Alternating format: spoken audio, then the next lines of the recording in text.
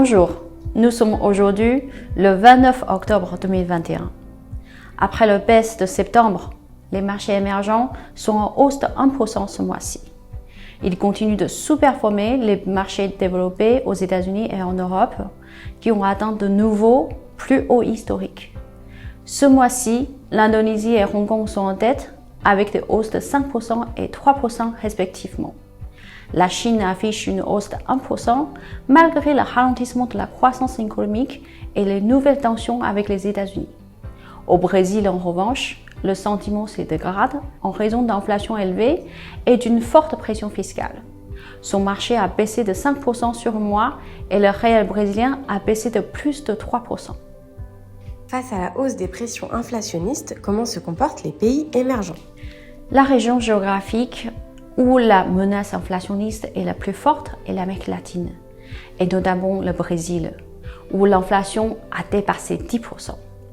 L'inflation pèse directement sur le pouvoir d'achat et la croissance économique, et c'est pour cette raison que nous avons sous-pondéré ce marché.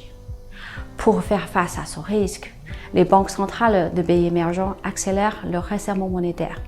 Ce mois-ci, la Russie et le Brésil ont ainsi de nouveau remonté le taux directeur de 75 points de base et 150 points de base respectivement.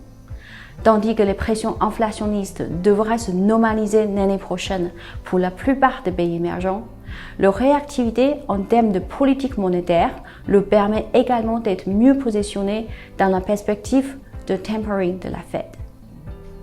De nombreuses sociétés ont publié leurs résultats du troisième trimestre. Quel est votre constat?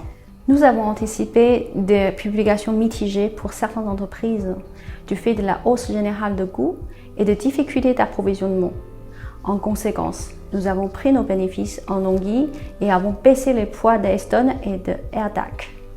Malgré ces vents contraires, TSMC et CATL ont publié de très bons chiffres grâce à leur situation dominante et à leur pouvoir de négociation élevé. Hindustan Unilever et Proya ont réussi à atténuer cette pression par des gains de productivité ou un meilleur mix produit. On notera par ailleurs les très bons résultats de Sberbank et ICICI Bank. La croissance de leur activité de prêt reste très élevée et leur rentabilité s'améliore également grâce à un coût de risque maîtrisé et à une meilleure perspective liée à la hausse de taux. Après avoir sous-pondéré la Chine pendant un an, vous avez commencé à augmenter le poids du pays depuis septembre. Comment cette décision a-t-elle affecté votre performance? Le poids de la Chine a été augmenté progressivement depuis septembre et passé de 35% à 40% actuellement. Malgré le ralentissement de la croissance économique et un contexte réglementaire toujours pesant, cette exposition a contribué positivement à notre performance. Nous estimons que la bourse chinoise devrait être plus attrayante en 2022 dans la perspective d'une inversion du contexte monétaire mondial, avec à venir un resserrement monétaire aux États-Unis et en Europe contre un léger assouplissement en Chine. Dans cet environnement, comment se comportent les trois fonds GEM1? Nos trois fonds, tous labellisés ISR, continuent de bien se comporter en relatif par rapport à leur indice respectif.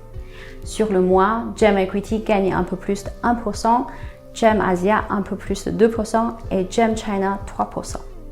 Tous les trois surperforment depuis le début de l'année. Outre notre surpondération chinoise, notre sous-pondération sur la technologie coréenne a également contribué positivement. Nos actifs restent stables à 1,8 milliard d'euros, donc 1,6 milliard pour GEM Equity.